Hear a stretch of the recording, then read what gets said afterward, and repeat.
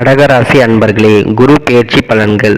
வாக்கிய பஞ்சாங்கம் அடிப்படையில் 1/5/2024 முதல் 11/5/2025 வரை கனிவும் கற்பனை வளமும் கொண்ட கடகராசி அன்பர்களே, இதுவரை தொழில் ஸ்தானமான 10ஆம் ராசியில் இருந்து வந்த குரு பகவான் சித்திரை மாதம் 18ஆம் தேதி முதல் லாபஸ்தானமான 11ஆம் வீட்டில் சஞ்சாரம் செய்ய இருக்கிறார். லாபஸ்தானத்தில் இருக்கின்ற குரு தான் நின்ற ராசியில் இருந்து 5ஆம் பார்வையாக கன்னி ராசியான சகோதரஸ்தானத்தையும், 7ஆம் பார்வையாக விருச்சிக ராசியான புத்திரஸ்தானத்தையும், 9ஆம் பார்வையாக மகர ராசியான களத்திரஸ்தானத்தையும் பார்வையிட இருக்கிறார். குருவின் பார்வை பலன்கள். குரு 5ஆம் பார்வையாக சகோதர ஸ்தானத்தை பார்ப்பதால் இளைய உடன் பிறந்தவர்களின் வழியில் ஒத்துழைப்பு கிடைக்கும். சிறு தூர பயணங்கள் செல்வதற்கான வாய்ப்புகள் மேம்படும். எதிர்பார்த்த பண வரவு உண்டாகும். மனதில் தைரியமும் தன்னம்பிக்கையும் அதிகரிக்கும். வீட்டின் தேவைகளை அறிந்து நிறைவேற்றி வைப்பீர்கள். குரு 7ஆம் பார்வையாக புத்திரஸ்தானத்தை பார்ப்பதால் பூர்வீக சொத்துக்களில் இருந்து வந்த பிரச்சனைகள் தீரும். பேச்சில் தெளிவு பிறக்கும். புது வீடு வாகனம் வாங்கும் வாய்ப்புகள் ஏற்படும். தனிப்பட்ட சில அனுபவத்தின் மூலம் செயல்களில் மாற்றம் ஏற்படும். திருமணமான தம்பதிகளுக்கு சுப செய்திகள் கிடைக்கும். குல தெய்வ பிரார்த்தனை மற்றும் வழிபாடுகளை மேற்கொள்வீர்கள். குரு 9ஆம் பார்வையாக களத்திரஸ்தானத்தை பார்ப்பதால் அயல்நாட்டு செல்வதற்கான வாய்ப்புகள் அமையும். திறமைக்கான மதிப்புகள் கிடைக்கும். ஆன்மீக பயணங்களை மேற்கொள்வீர்கள். தர்ம பணிகளில் ஈடுபாடுகள் உண்டாகும். அரசாங்க விஷயங்களில் இருந்து வந்த தாமதம் நீங்கும். தந்தை வழியில் ஒத்துழைப்பு கிடைக்கும். குரு நின்ற பலன். குரு லாபஸ்தானத்தில் இருப்பதால் தன வரவுகளில் இருந்து வந்த நெருக்கடிகள் குறையும்.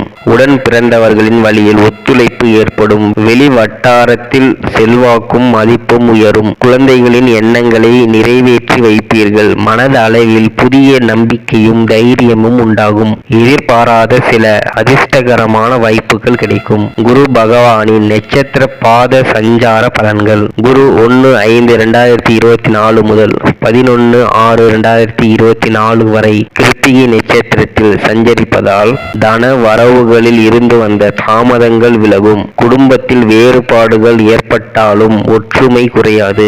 வெளி வட்டார தொடர்புகளால் ஆதாயம் அடைவீர்கள். வியாபாரத்தில் சில நுட்பங்களை புரிந்து கொண்டு வரவுகளை மேம்படுத்துவீர்கள். அரசு காரியங்களில் அனுகூலம் ஏற்படும். நிலுவையில் இருந்து வந்த செயல்களை செய்வதற்கான சூழல் உண்டாகும். குரு 12/6/2024 முதல் 18/8/2024 வரை மற்றும் 12/2/2025 முதல் 4/4/2025 வரை ரோகிணி நட்சத்திரத்தில் சஞ்சாரம் செய்கிறார். பணி நிமித்தமான வெளியூர் தொடர்புகளால் மதிப்பும் ஆதாயமும் அதிகரிக்கும். எதிர்பார்த்திருந்த கடன் சார்ந்த உதவிகள் கிடைக்கும். விடாப்பிடியாக செயல்பட்டு நினைத்ததை செய்து முடிப்பீர்கள். தேவைகளை நிறைவேற்றிக் கொள்வதற்கான வாய்ப்புகள் அமையும். உறவினர்களிடத்தில் புரிதலும் அனுசரிப்பும் வேண்டும். உடல் தோற்றத்தில் சிறு சிறு மாற்றங்கள் ஏற்படும். மனத அளவில் இருந்து வந்த கவலைகள் நீங்கி புத்துணர்ச்சி ஏற்படும்.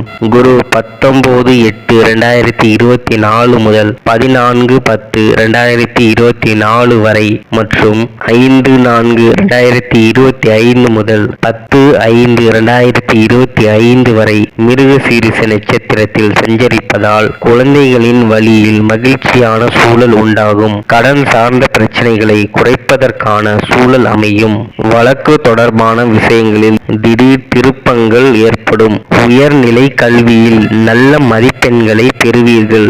அசையா சொத்துக்களை வாங்குவதற்கான எண்ணங்கள் மேம்படும். பொழுதுபோக்கு விஷயங்களில் தனிப்பட்ட ஈர்ப்பு ஏற்படும். குருவின் வக்ரகால சஞ்சார பலன்கள். குரு 15/10/2024 முதல் 11/2/2025 வரை வக்ர சஞ்சாரம் செய்கிறார். சிந்தனையின் போக்கில் சற்று கவனத்துடன் இருக்கவும். ஆடம்பரமான விஷயங்களை தவிர்ப்பது நெருக்கடிகளை குறைக்கும். சுப காரிய செயல்களில் பொறுமையை கையாளவும். வியாபாரத்தில் போட்டிகள் மேம்படும். வெளியூர் பயணங்களில் ஆதாயத்தை அறிந்து மேற்கொள்வது உடல் ஆரோக்கியத்திற்கு நல்லது. மற்றவர்களின் பேச்சுக்களில் உள்ள உண்மை நிலையை அறிந்து புதிய செயல்களில் ஈடுபடுவதை மேற்கொள்ளவும். நன்மைகள். நடைபெற இருக்கின்ற குரு பெயர்ச்சியில் முயற்சிகளில் இருந்து வந்த தடைகளை நுட்பமாக செயல்பட்டு உடன் இருப்பவர்களின் ஒத்துழைப்பால் மற்றவர்களை உருவாக்குவீர்கள். நடைபெற இருக்கின்ற குரு பெயர்ச்சியால் எதிர்காலம் சார்ந்த சில முதலீடுகளை ஆலோசனை பெற்று மேற்கொள்வது நல்லது. வழிபாட்டு முறை.